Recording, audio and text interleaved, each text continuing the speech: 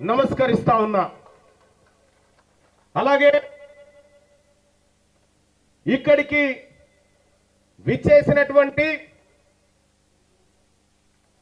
మా తండ్రి గారైనటువంటి మా నాన్నగారి పాదాలకు కూడా నమస్కారం తెలియజేస్తా ఉన్నా. ఇవాళ సెప్టెంబర్ 17, 1948లో ఎందుకు ఇది డిస్టర్బెన్స్ వస్తుంది?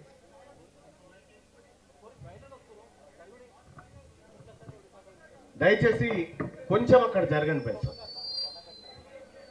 1948 సెప్టెంబర్ 17న ఈ హైదరాబాద్ సంస్థానం భారతదేశంలో కలిసినటువంటి సందర్భం. అలాగే ఈ దక్షిణ భారతదేశంలో వర్గాలకు హక్కులు దక్కాలని అహర్నిశలు పోరాడినటువంటి పెరియార్ రామస్వామి గారు, అలాగే ఈ విశ్వకర్మ బిడ్డల ఆశా జ్యోతి, మనందరి దైవంగా భావించేటువంటి విశ్వకర్మ, వీళ్ళందరి జయంతి. ఇంత శుభసూచకమైనటువంటి ఈ సెప్టెంబర్ 17 తారీఖును బీసీల తలరాత మారే దినంగా నేను భావిస్తా ఉన్నాను. ఎస్,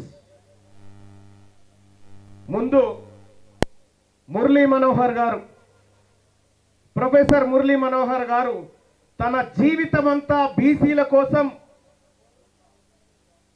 పోరాడుతూ ఆలోచనను సమాజం మీదికి వదులుతున్నటువంటి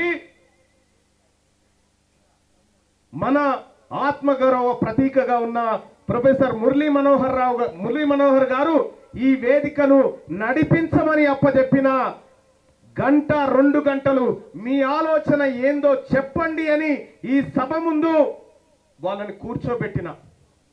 సహజంగా రాజకీయ పార్టీ ఏర్పాటంటే ఆ పార్టీ నాయకుడిని, ఈ పార్టీ నాయకుడిని ఇక్కడి నుంచి అక్కడి నుంచి పిలుచుకుంటారు. కాదు, నేను ఈ తెలంగాణ ఈ మట్టిలో పుట్టినటువంటి బిడ్డల ఆలోచనని ఇక్కడ కూర్చుండబెట్టి మాట్లాడుతా ఉన్నా.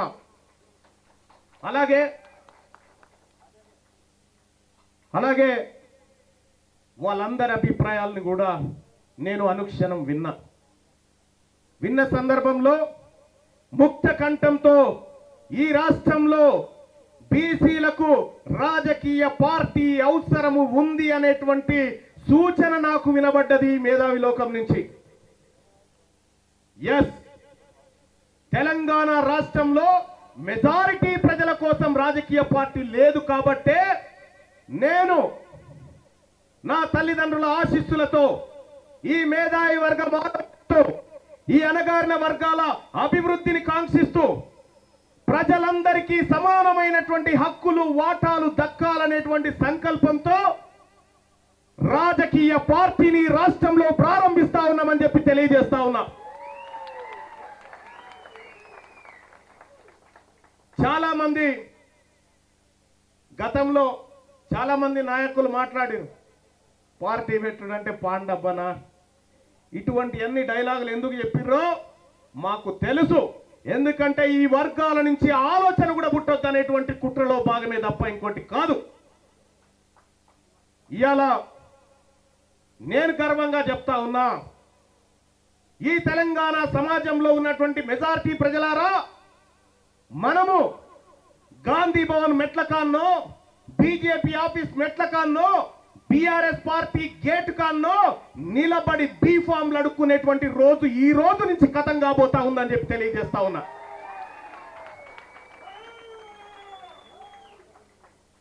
మీ అందరు చూసిరు, నేను ఎమ్మెల్సీగా గెలిచి దాదాపు 15 నెలలు 16 నెలలు గడుస్తా ఉంది.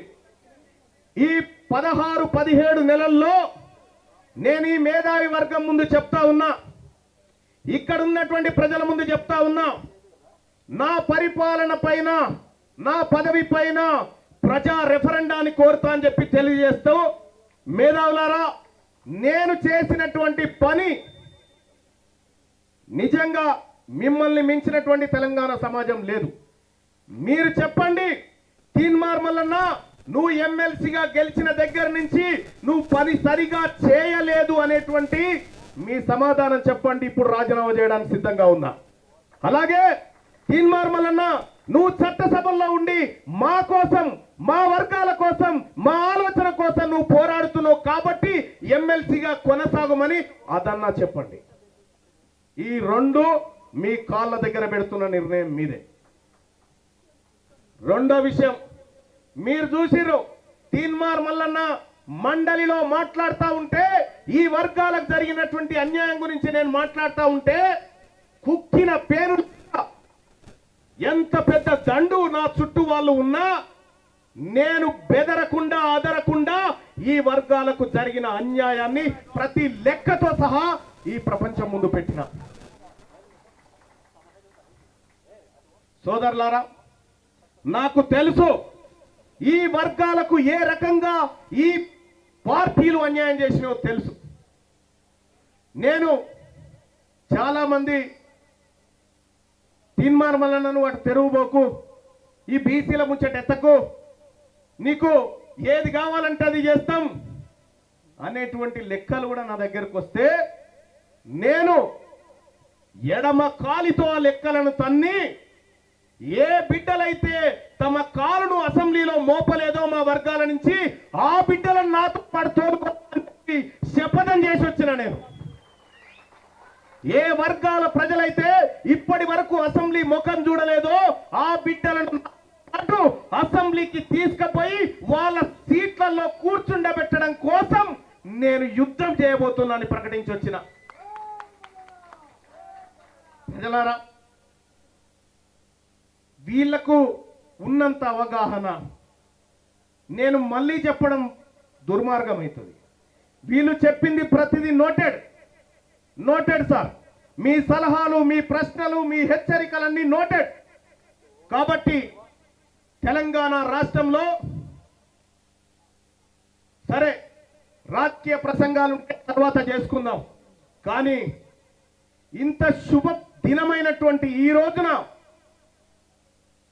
రాజకీయ పార్టీ ఆవిర్భవించబోతా ఉంది. ఈ శుభ సందర్భాన ఆ పార్టీకి సంబంధించినటువంటి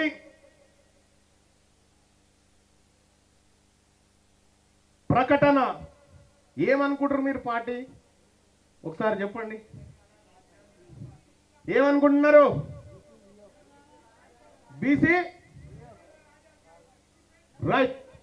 ప్రజలారా, తెలంగాణ రాష్ట్రంలో ఈ ప్రజలకు ప్రాతినిధ్యం వహిస్తూ ఈ ప్రజలను రాజ్యాధికారం వైపు తీసుకుపోవడానికి తెలంగాణ రాష్ట్రంలో ఆవిర్భవిస్తున్న పార్టీ తెలంగాణ రాజ్యాధికార పార్టీ అని చెప్పి తెలియజేస్తా ఉన్నా.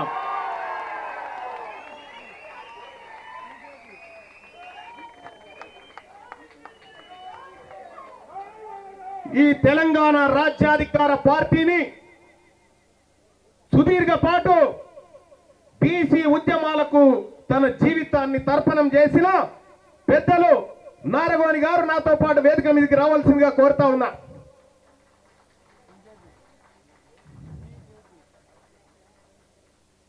నారగోని గారు ఇప్పుడు పార్టీ జెండాను తను ఆదేశించి ఆవిష్కరిస్తాడు.